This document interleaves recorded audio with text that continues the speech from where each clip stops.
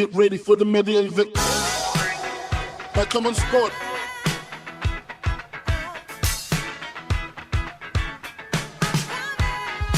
Donc, nous accueillons en premier, bien sûr, Tamara. Bonjour. Tamara, comment vas-tu? Je vais très bien, bien en forme, donc tout va bien. Et ensuite, nous avons le doyen de cette table. Enfin, c'est moi le doyen, mais en tant qu'athlète, hein, c'est toi, Choco. Comment vas-tu, Choco? Très bien, pour un dimanche matin, on est bien là. Ensuite, Augustin, qui est toujours à l'heure. Ah, toujours, hein, c'est un peu ma caractéristique. Retardataire de dernière minute, non, ça va, ça. Voilà, aujourd'hui, je vous remercie d'être présent au Comme un Sport Media Event. Donc, l'idée de ce podcast, hein, c'est un peu de parler des JO 2024. C'est quand même extraordinaire. On a les JO à Paris dans très, très bientôt. Vous aurez, vous, la chance, probablement et très probablement d'y participer. Est-ce que vous pouvez nous parler un peu de vos attentes? Voilà, maintenant, la parole est à vous. Qui se lance? Je me lance. Benjamin. Déjà, moi, ma première attente, c'est de me qualifier.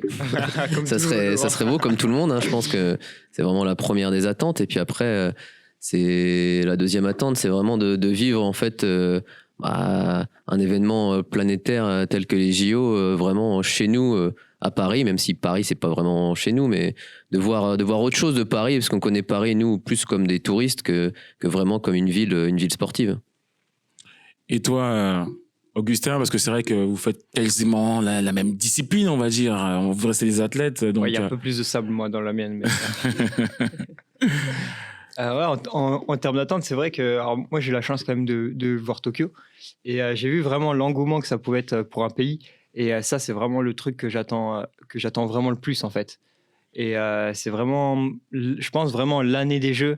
Il y aura vraiment, comment dire, une vraie émulsion, vraiment que ce soit public, politique, privé, puis même au niveau de la concurrence, je pense. Tout le monde va voir vraiment les choses sérieuses dès l'année prochaine quand on pourra se qualifier. Puis voir un pays derrière nous, c'est incroyable. C'est vraiment incroyable. Franchement, au Japon, c'était le plus extraordinaire. En plus, c'est vraiment un peuple qui partage énormément, qui est extrêmement altruiste. Et c'est le truc qui m'a le plus choqué malgré le Covid. Ça tombe bien. On va passer à une question un peu différente parce que elle a déjà participé au JO. C'est nous parler un petit peu de la préparation qu'on a quand on participe à une grande compétition. Et surtout, quelle est quelque part la pression qu'on se met en tant qu'athlète? Moi, déjà, j'ai participé au JO 2016, donc c'était avant le Covid. Et je pense qu'il y a aussi un autre engouement, il y a aussi le public qui était présent. Et la préparation, moi, c'était comme vivre un rêve éveillé parce que j'étais jeune. Je ne pensais pas du tout aller au JO. J'étais 15e au début, je rentre pour la finale. Donc ça va, c'est comme un parcours un peu parfait, malgré la défaite. Mais c'est beaucoup de pression. C'est beaucoup de pression. C'est même quand il faut aller faire la PMA le matin à 8 heures, tu sens qu'il y a la pression par rapport au coach et entre nous aussi. Et c'est surtout aussi, plus la compétition se rapproche, plus les matchs amicaux avancent et plus, en fait, ça joue sur les détails, en fait. On veut régler tous les détails avant que ça commence. Et surtout qu'on était dans une posture outsider quand on a commencé les Jeux Olympiques. Donc, c'était aussi ça qui était beau dans notre parcours en 2016. Je pense que aujourd'hui, on est tous unanimes. Hein, participer au JO, c'est un peu une consécration d'une carrière, d'un parcours. Justement, je vais venir vers toi un petit peu. 36 ans, c'est bien ça? Ouais, c'est ça, 36 ans. Qu'est-ce qu'on se dit quand on a 36 ans on se dit, ça y est, on va le faire? On va enfin arriver au bout de son rêve ou pas? On espère le faire. Après, je dis pas que c'était un rêve de gamin, mais c'est vrai que ça a toujours été dans un coin de ma tête. Et c'est sûr que Paris, ça sera la dernière chance de pouvoir le faire, parce qu'après, pour moi, c'est trop loin, Los Angeles. Et puis, j'ai déjà fait tellement de sacrifices que je pourrais pas pousser encore pendant 4 ans. À un moment donné, il faut voir autre chose, faut penser à la famille, à son couple, et puis à des projets d'après, quoi. Projet d'après, plus jeune, bien sûr. Mais Augustin, toi, t'es là en train t'as changé de club il y a pas très longtemps. Ouais. Tu vas intégrer l'INSEP. Ouais. C'est vrai que je pense que le chamboulement, il arrive toujours au moment d'une grosse échéance. Quand je dis chamboulement, bien sûr, c'est un chamboulement d'entraîneur souvent, c'est un chamboulement de manière de s'entraîner. Est-ce que toi, justement, aujourd'hui, tu cherchais à trouver une nouvelle routine pour pouvoir atteindre ton but final, parce qu'au final, on va en parler, mais je suppose que vous y allez pas faire de la figuration. Si vous voulez participer au JO, c'est pas pour faire de la figuration. Donc toi, quel est l'objet de ce chamboulement, de ce changement avant les JO? Ouais, c'est exactement ça en fait. Même 2 ans avant Tokyo, j'avais commencé à me professionnaliser, à bosser avec un préparateur physique, préparateur mental, à étoffer mon équipe pour vraiment avoir des pros dans chaque domaine. Et donc ce système-là, il a bien marché. J'ai évolué, je me suis qualifié à Tokyo et tout. Derrière, j'ai stabilisé des perfs au-dessus de 8 mètres. Bon, ça suffit pas, il me faut encore une perf de pointe pour vraiment assurer beaucoup de choses. Et là, pour préparer Paris, ça a été la totale inverse en fait. Ce système, il a bien fonctionné, mais il a atteint ses limites surtout sur plusieurs principes, notamment le fait que je suis seul à l'entraînement. J'ai pas de sparring. Donc du coup, ça a posé des petits problèmes. J'étais toujours dans un environnement que je contrôlais. Et aussi, comme je bosse avec plusieurs professionnels, j'étais souvent emmené à bouger, et notamment beaucoup à Nancy, surtout l'été, pour pouvoir sauter au crêpes, avoir mon préparateur physique avec moi. Donc l'idée de la préparation pour Tokyo, c'était plus enlever toutes ces choses un petit peu parasites et tout centraliser dans un seul point, notamment logement, nourriture, bouffe, médecin, kiné. Tout ça, avoir toi à l'INSEP, c'était l'idéal. J'avais aussi pensé aux Crêpes de Montpellier avec un coach que je connais plutôt pas mal. Mais en termes de qualité d'entraînement et de sparring, le plus pertinent pour moi, c'était l'INSEP avec Jules Pommery et Erwan Konaté, qui sont 2 jeunes dans ma discipline qui ont vraiment extrêmement bien évolué. Les périodes de préparation Tokyo, j'étais un peu seul leader en France. Et maintenant, j'ai de la bonne concurrence. On est 4-5 à pouvoir faire 8 mètres et plus. Et du coup, je me tourne plus vers un bon groupe d'entraînement, tout centralisé au même endroit, avec l'INSEP, histoire d'éviter les allers-retours, etc. Ce qui était un petit peu problématique pour moi l'été dernier. Et bien évidemment, un changement de coach, parce que être coaché à distance, c'est un peu compliqué. Donc, tout centraliser à l'INSEP, ça va être vraiment une bonne chose. Et je pense que ça va être un petit peu quelque chose de déclencheur, parce que comme tu disais, rentrer dans des nouvelles routines, changer ses habitudes, c'est un peu dur. Moi, je le vois maintenant. J'ai repris les entraînements en octobre, c'est pas facile. Je rejoins mon groupe seulement d'ici 1 mois. Donc, il y a un peu de la débrouillardise, mais ça se passe bien. Ça se passe bien. En tout cas, on se rend compte que c'est pas toujours la même préparation. Au final, vous parliez tous justement de la préparation que vous avez de manière individuelle. Mais moi qui suis aussi issu des sport co, on n'a pas ces mêmes problématiques. Nous, les sport co. T'es d'accord avec moi, Tamara? Oui, je suis d'accord avec toi, mais j'ai envie de dire, on a de la chance. On a de la chance parce que nous, on n'a pas besoin de se débrouiller pour trouver des coachs, chercher les médecins, les kinés.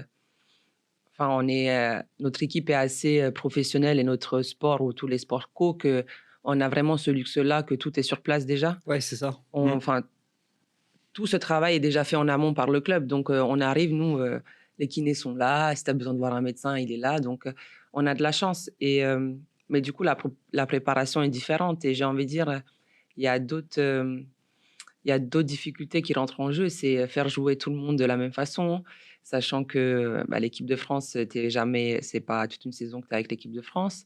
Tu as des nouvelles joueuses qui arrivent, tu as celles qui progressent, celles qui régressent. Enfin, il y a plein de paramètres à prendre en compte. Donc, c'est encore une difficulté différente.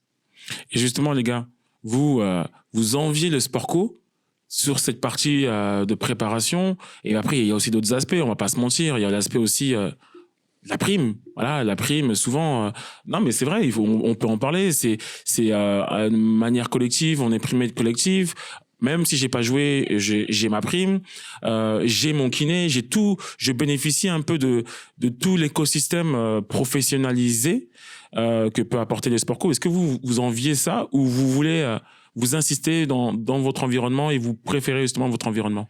Ah ouais, non, moi, sincèrement, je l'envie à fond. C'est pour ça que je suis passé par cette phase-là.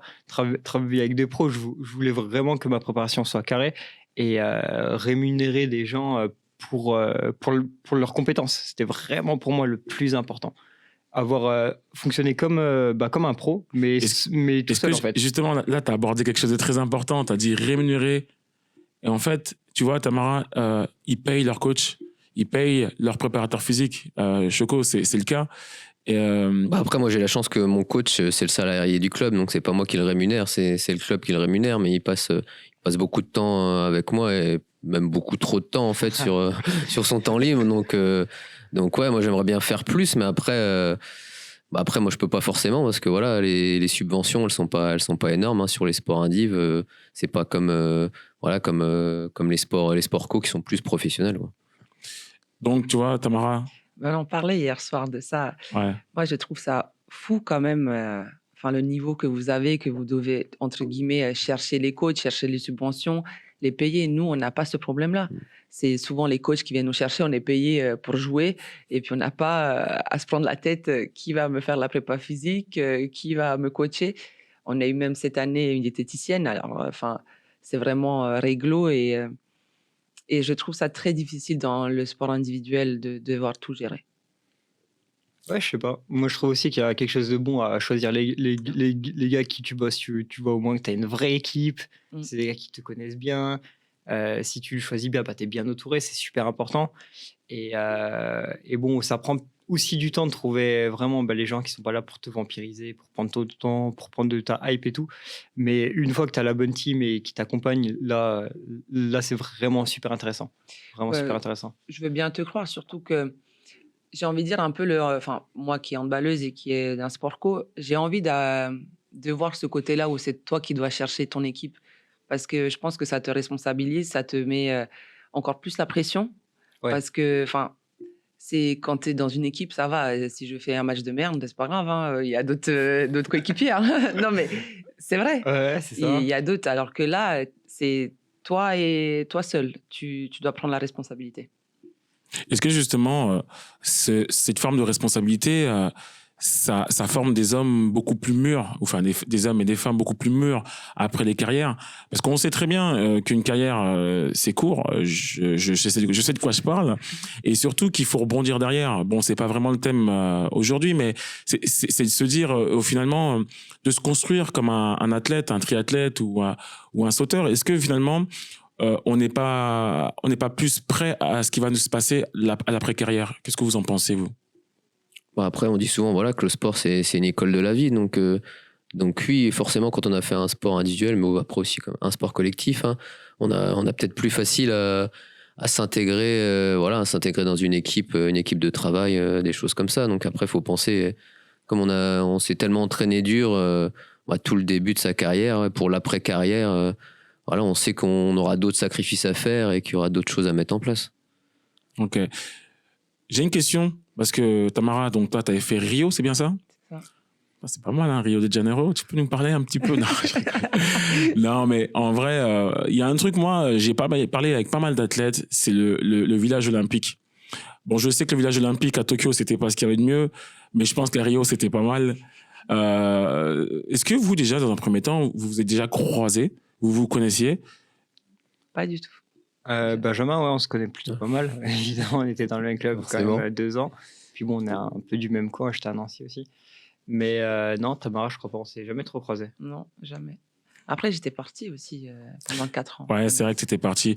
Parce que justement, sur un village olympique, vous êtes amenés, les sportifs, à vous croiser, à vivre ensemble. C'est vraiment un petit village fermé avec que la crème de la crème du sport. Un grand village plutôt. Ouais.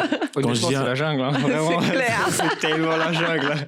Bon, voilà, justement, c'est quoi les anecdotes que tu peux nous donner du village olympique? Non, je vais pas te donner une anecdote qui reste entendable dans ce podcast. Ce qui se passe au village reste au village. Non, mais moi je vais balancer. Bon, après je sais pas comment c'était à Rio, mais on m'avait dit qu'il y avait des McDo à volonté pour les athlètes. À Rio, oui. Ouais, c'est génial ça, franchement. Ah oui, mais par contre, tu avais une très grande queue. Hein. Si tu voulais aller manger McDo, fallait avoir du temps. Hein. Mais non, c'est fou parce que tu vois beaucoup d'athlètes à la télé. Enfin, j'avais 19 ans à cette époque-là. Et je me dis, mais waouh, mais c'est une star, lui. Elle aussi, c'est une star. Mais en fait, on est entouré que des stars. Et quand tu as 19 ans, tu arrives dans ce village, tu dis, waouh, je vis un rêve éveillé, quoi. C'est vraiment un rêve. Et le temps que je me rende compte, en fait, que j'ai de la chance et de le vivre pleinement, au final, c'était presque la fin des JO, quoi. Mais tu vois, tu dis, tu as participé aussi hein, au JO. C'est vrai que je reste focus sur toi, Tamara. En fait, il y a Augustin aussi. Oui. Mais c'était Tokyo. Ouais, c'est ça le problème. Nous, alors moi, globalement, mon temps sur le village, c'était, je crois, 2 jours et demi, c'est tout. Ouais. En comptant le temps de compète. Hein. Donc, mon souvenir, le pire, on va pas parler du pire, mais c'est je finis mon concours que je loupe en plus dans ma qualif. J'étais blessé, c'était compliqué. Je rentre dans ma chambre, il est 23h. Je prends une douche, je sors, mon téléphone il sonne. Billet retour, vous devez quitter le village à 14h. Waouh, mais c'est horrible. Franchement, c'est horrible. T'as pas le temps de profiter. Tu t'es fait manger par la compète, vraiment. Et après, tu rentres. Et en fait, tu te retrouves à Paris. Un jour après, tu dis, mais qu'est-ce qui s'est passé? T'as même pas le temps de digérer, pas le temps de comprendre. Et c'est vraiment plus a posteriori que tu comprends vraiment plus tout ce que ça t'a apporté. Après, c'est une période Covid. Ouais, c'est ça. Faut qu'on revienne là-dessus. Exactement, ouais. J'ai entendu qu'il y avait des transports. Il fallait être autonome apparemment sur pas mal de transports entre la salle et le village. Alors nous, ça s'est passé 10 jours en hôtel, enfermé, pas le droit de sortir. Wow. On va au village 2 jours avant sa compétition. Donc moi, je suis arrivé au village donc l'avant-veille à 14h. Le temps de prendre nos sacs, de prendre les chambres, de récupérer les cadeaux, d'aller manger, de s'installer. Il était déjà à 21h. Donc tu dors et après c'est la veille. La veille, tu fais rien et le lendemain tu pars. Voilà. Il est où le rêve olympique là-dedans? On peut en parler? Ah oui, Choco, t'es d'accord avec moi? Il est où le rêve olympique? Moi, toutes les histoires là, je les ai entendues et du coup, j'ai un peu moins regretté de ne pas avoir fait partie de l'aventure. En plus, Augustin, il est comme moi, on est fan de culture japonaise, de manga. Et moi, je l'aurais très mal vécu de ne pas pouvoir partager avec la population et aller faire mon touriste français de base pour aller m'acheter des mangas, des goodies, des figurines, quoi.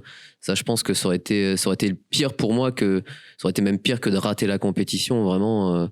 Donc ouais, je pense que c'est presque les jeux les plus décevants de l'histoire, Tokyo, alors que ça aurait dû être une des plus belles fêtes. Exactement. Ouais. Ça aurait dû être un des meilleurs jeux de la décennie, même de l'histoire. Et en fin de compte, le Covid a fait que ça s'est pas passé comme ça. Et c'est presque décevant pour les athlètes qui y ont participé parce qu'ils n'ont pas connu la vraie ambiance des Jeux Olympiques. Et surtout, toi, on va pas se mentir, t'es à 2 doigts, un cheveu justement d'être sur cette fameuse liste. Comment ça fonctionne? Parce qu'en fait, je crois qu'on en a parlé longuement. Moi, je comprends jamais comment tu vas participer au marathon. Moi, je te vois, tu cours vite, on te voit partout dans les médias, mais qui c'est qui est devant toi, qui te permet pas d'y aller? Non, mais c'est dur. De toute façon, les Jeux, c'est juste une poignée d'élus. Donc, le problème, c'est qu'il y a que 3 dossards, donc il y en a pas plus. Donc c'est forcément au maximum 3 personnes par pays.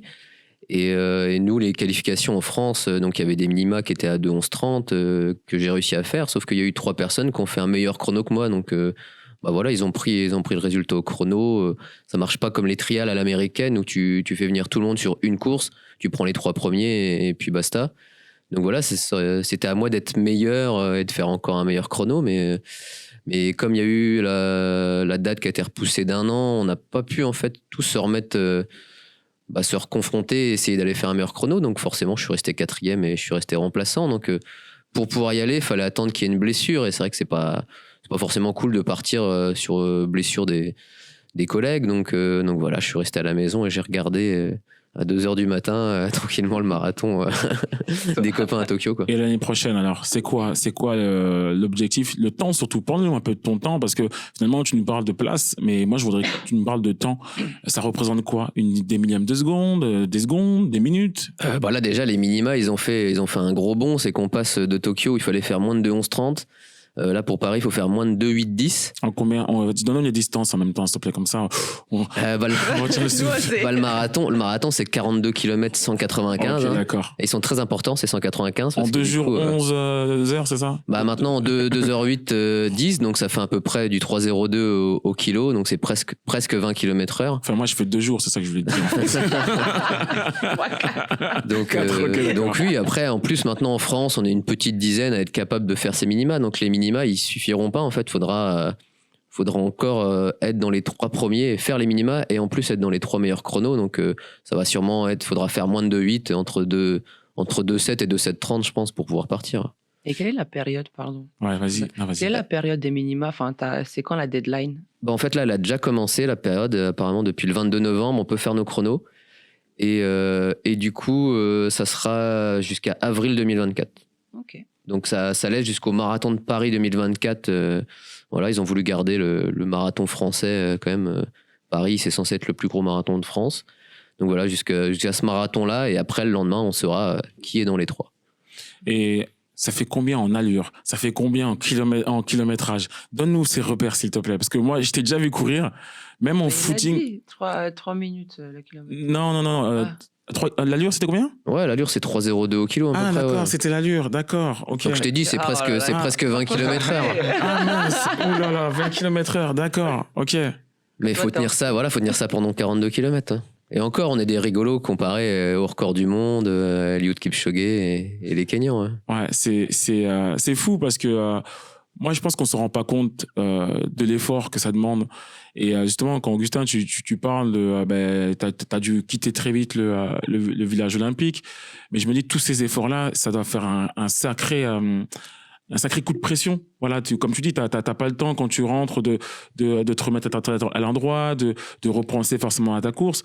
Donc je suppose que là, 2024, tu vas partir avec un autre état d'esprit, je suppose, non? Ah ouais, non mais c'est clair. Pour en revenir à ce que tu disais juste avant, le sport, ça construit un homme, hein, que ce soit défendre son projet, trouver des subventions, professionnaliser et tout. C'est vrai que moi j'ai pris ce parcours-là de pas jusqu'à mettre en tout cas de pas être dans un Krebs, de pas être vraiment avoir tout à sa disposition. Donc il faut trouver les moyens, il faut défendre son projet. Ça s'apprend, ça renforce l'homme aussi. Mais tellement, moi j'ai tellement appris par cette démarche-là, et je me lance maintenant professionnellement dans plein de domaines par cette démarche-là, notamment avec des projets pédagogiques que je monte en collaboration avec les mairies, avec le département et tout. Mais mis à part ça, ça forme aussi l'homme, c'est le sportif. Donc moi vraiment l'échec que j'ai eu à Tokyo, ça m'a transformé. Je suis plus la même personne qu'il y a 2 ans, clairement. Et ça te permet d'être dans une toute autre démarche d'investissement et tout. Parce qu'une fois à Tokyo en finale, tu vois, les gens ils sont pas là pour rigoler. Mais vraiment, il y a un niveau de déterminisme. J'ai rarement vu un truc comme ça. J'ai même jamais vu ça, quoi. Et c'est vers ça qu'il faut tendre, parce que nous, malheureusement, c'est pas comme les sports co, on doit être prêt à un moment donné dans notre vie. Alors, je sais pas c'est quand le marathon, mais je crois que nous, la longueur, c'est le 2 août, un truc comme ça. Si le 2 août, je suis pas prêt, en 2024, c'est mort en fait. Donc, tout ça pour ce moment-là. Et c'est dans ces cas-là que c'est l'homme qui parle en fait. C'est l'instinct de survie. Donc c'est ça qu'il faut, c'est même ça le plus important. Surtout dans ma discipline, moi, qui est extrêmement particulière, c'est-à-dire que statistiquement, tu regardes les 3e places en grand championnat, c'est équivalent à la perf qu'il faut faire en termes de minima. Donc nous, en longueur, c'est 8,25. C'était 8,22, c'est passé à 8,25 m. Les Jeux, la 3e place, c'était 8,21. Championnat du monde, 3e place, 8,16.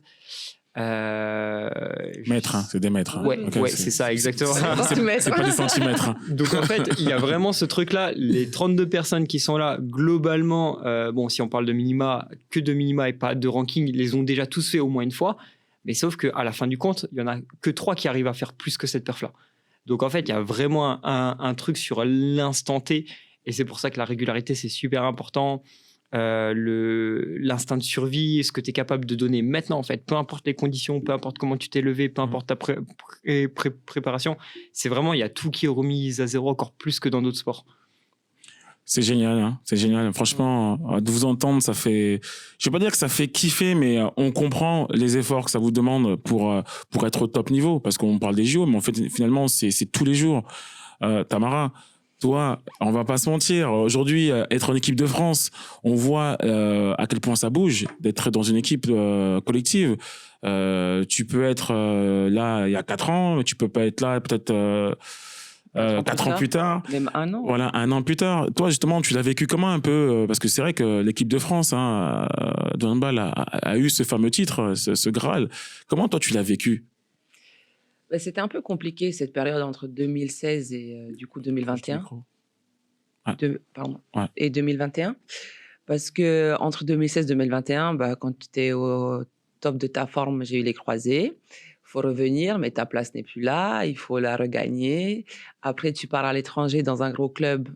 que tu penses que c'est un grand club et au final, avec le Covid, tu joues pas la Ligue des Champions. Après, tu as le ménisque, il faut revenir du ménisque, même si c'est moins grave que le croisé. Mais en fait, c'est tout un processus qui était difficile, surtout le deuxième croisé.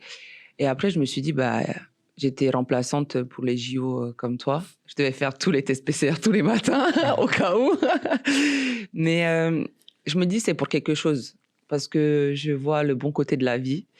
Je ne suis pas là à pleurer parce que je n'y étais pas. Je me dis que 2024, ça peut être un beau rêve encore à vivre, surtout chez nous, à Paris, en France, dans mon deuxième pays, donc dans mon pays d'adoption. Et non, je me suis construit, j'ai construit une autre Tamara, une Tamara encore plus forte et qui voit encore plus que la vie est belle et que, en fait, quand tu as la santé, tu peux tout réussir. Waouh. C'est marrant parce que moi, j'ai connu une Tamara, elle est jeune, hein, mais elle est encore beaucoup plus jeune. Et c'est vrai, quand elle est revenue de Siofoc, je t'ai trouvé changé, mais dans le bon sens du terme, hein, plus mûr, avec une réflexion différente, moins faux-folle. Je suis toujours un peu faux-folle. Mais moins. Et c'est vrai que moi, je me dis, quand on voit, et même ça, c'est valable pour vous tous, c'est quand on voit son partenaire, son coéquipier obtenir, là, du coup, c'est la médaille d'or, donc le sacre olympique. Qu'est-ce que ça fait au fond de soi? Et là, vous n'allez pas me mentir. On sait très bien on dit que le meilleur gagne, etc. Mais dans le fond, on se dit, mais ça aurait pu être moi. Oui, tu te dis forcément, mais je me dis aussi, je sais ce que les filles, elles ont fait comme préparation et les sacrifices pour l'obtenir. Je sais qu'on est passé à côté 4 ans ou 5 ans plus tôt. Donc, c'est des sacrifices durant 5 ans. Parce que ça dure pas, enfin, c'est pas juste sur un an, sur un mois, c'est toute ta carrière au final, celles qui sont en équipe de France. Donc, c'est elles qui ont gagné, c'est celles qui ont aidé au préparatif des JO. Donc, moi, je suis contente, et même pour la Fédé. Enfin, je sais pas, que la Fédération française de handball dit qu'on a gagné les Jeux Olympiques. C'est quand même beau. C'est vrai. Ah, c'est pas tous les jours. Mais c'est une belle parole parce que c'est vrai, c'est l'esprit collectif. Mais vous, les athlètes individuels, vous voyez vous avez toujours l'impression aussi d'être les meilleurs, je pense. Hein. Quand on saute, quand on court, on se dit on est le meilleur, du moins. Et vous n'allez pas me mentir, je sais très bien ce que vous pouvez penser. Mais quelque part, on sait que celui qui gagne, déjà, il faut toutes les planètes sont alignées, on va pas se mentir. Il y a quand même une petite partie chance, évidemment. Après, il faut savoir les saisir, c'est ça. Ouais. C'est que si ton collègue est plus déterminé que toi et qu'il est déterminé tout le temps, le moment où c'est ta chance et que toi, tu es moins déterminé, c'est lui qui la prend. C'est ça le truc. Ouais. C'est que certes, il y a cette partie chance, mais si ton travail n'est pas constant, si ta détermination n'est pas constante, tu passes à côté de trucs, tu vois. Moi, je suis le bon cas là-dedans parce que je suis quand même passé à côté de pas mal de trucs, tu vois. Genre là, cet été, je loupe une finale européenne pour 1 cm. Genre, dis-toi, 1 cm. 1 cm, ouais. Quand j'ai vu le tableau et que tu es 13e et que le dernier athlète qui a sauté te passe devant de 1 cm et que tu loupes une finale... laisse-toi pousser les ongles la prochaine fois. Non, mais c'est ça. C'est que, en plus, sur des performances qui n'étaient pas extraordinaires, tu vois, je fais 7,74, donc c'est des perfs globalement que je peux sortir, pas globalement tout le temps, mais quasiment. Ouais.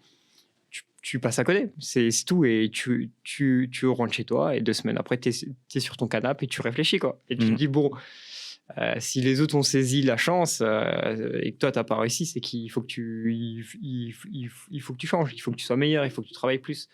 Et de toute façon, talent ou pas, au bout d'un moment, ton talent inhibe le travail des autres. Non, c'est plutôt l'inverse même. Tu peux avoir le talent que tu veux, si les autres ils travaillent plus que toi, au final, ça revient à zéro, quoi. Ah, j'adore ça. J'adore. C'est vrai. J'adore. On va bientôt terminer. Je vais vous poser une dernière petite question. Voilà, individuellement, quelles sont vos attentes pour les JO? Après, les attentes, c'est souvent aussi, on est à Paris, peut-être de voir toute sa famille. Enfin, je sais pas. Quelles sont vos attentes individuellement? On finit par les femmes et on commence par le doyen. C'est vrai que je l'ai vécu un peu à Munich aussi, sur les Europes cet été. C'est vrai que d'être encouragé par sa famille sur le parcours, ça remotive un peu, surtout quand t'es dans le mal. Donc c'est surtout ça, en fait, c'est pouvoir partager avec des gens qui sont pas tout le temps là. Voilà, souvent quand on fait les compétitions à l'étranger, ils peuvent pas venir. Donc là, c'est vrai que d'être sur Paris sera peut-être plus facile pour que les copains, la famille, la compagne puissent venir et t'encourager. Et je pense que ça rebooste pour aller franchir la ligne d'arrivée. Et toi, Augustin? Alors, mes attentes, bonne question. Bah, là, c'est vrai que je viens de changer de club. Là, je viens de rejoindre ma ville d'enfance, le club de Sarrebourg, et je vois tout l'engouement que ça peut créer. Tu vois, c'est un petit club, il a 2 ans seulement. Je suis seul sportif de haut niveau qu'ils n'ont jamais eu. Je vois vraiment l'engouement auprès des politiques, de la mairie, du secteur privé et tout. Et je trouve ça trop bien. Donc, porter un secteur, être vraiment encore plus local que ce que je pouvais l'être à Metz, il y a vraiment un truc qui me booste là-dedans. Et même en soi, tu vois, voir cette finale, ce grand championnat à Paris, avoir tous mes proches, avoir vraiment tout l'engouement que ça va créer. Plus on s'y rapproche, plus ça va être intense, je pense. C'est vraiment un truc incroyable. Vraiment un truc incroyable. Tamara, on finit sur toi. Moi, déjà, j'espère y être parce qu'on est pas mal en compétition, parce qu'on n'est que 14 normalement. En Ligue des Champions, c'est 16. Là, c'est 14, juste une remplaçante. Mais l'engouement aussi, c'est peut-être une fois dans ma vie que ma mère soit présente dans une grande compétition, parce que ma mère était handballeuse et elle venait jamais. Parce que c'est un deal entre nous deux. Hein. Que ça serait un rêve, au final, qu'elle voit sa fille au JO qui joue pour la France alors qu'elle est croate. Je pense que ça peut être pas mal, et c'est déjà y participer, et je suis rentrée vraiment dans une optique là qui reste 17 mois maintenant, et c'est 17 mois de sacrifice, et puis après on verra ce que ça donne. En tout cas, on voit à quel point le partage, c'est ce qui reste au final dans votre carrière, dans ce que vous voulez construire. Moi, je vous souhaite vraiment de participer au JO. Et vous filerez des places, hein, les gars. Alors, on va les facturer. Spoiler alerte, j'ai eu des infos, les places, ça va être compliqué. Hein, ça va être très cher. Après, sur le marathon, vous pouvez venir le long du parcours, c'est gratuit. Mais on peut pas te suivre, par contre, ça va être compliqué. J'ai vu les places d'une journée au handball, là. Faut être riche. Hein. Ouais, c'est clair que ça va être compliqué. Déjà, nous, en athlète, on va avoir 2 places par athlète. Donc, tu peux pas emmener toute ta famille. En plus de ça, la problématique qu'il y a eu, c'est qu'ils ont mis une règle, comme c'est vendu par le site olympique, en fait, les fédérations n'ont pas le droit de revendre. Donc, en fait, il n'y a aucune fédé qui a pu acheter à crédit. Parce que le problème, c'est que c'est ce que la FFA voulait faire. En fait, ils voulaient acheter 500 000 billets et les revendre aux athlètes, mais ils n'ont pas le droit. Donc, du coup, ils ne l'ont pas fait. Et en fait, de ce que j'ai compris, ça va être du cas par cas. Donc, en fonction de ton niveau, etc., on va te donner plus de place ou non pour ta famille. Donc moi, c'est ce que j'ai dit à la mienne, inscrivez-vous, prenez le plus de place qu'on peut, et puis après, on peut voir si on peut échanger. Après, marché noir. Ouais. C'est exactement ça. Il faut faire ça, hein. Clairement, c'est exactement ça. Parce que ça va être compliqué. Enfin, c'est pas parce qu'on est français qu'on aura des passe-droits sur le nombre de places. On me l'a clairement dit. Et j'espère vraiment que je pourrai emmener tout le monde, quoi. Bon, mais il restera là. Demandera à Macron. Mais moi, j'ai jamais vu Macron. Moi non plus. Dans tous les cas, on restera connecté. Mais après, c'est vrai que ce serait dommage d'être à quelques mètres, quelques kilomètres de Paris et de pas pouvoir assister aux compétitions. Il restera à la télé. Voilà, on pourra vous voir à la télé. Évidemment. Voilà. Et merci à tous d'avoir participé à ce podcast. Et puis, je vous souhaite vraiment, et vraiment du fond du cœur, de participer au JO 2024 à Paris. Merci. Merci à toi. That was the media event presented by Cumber Sports. Thank you for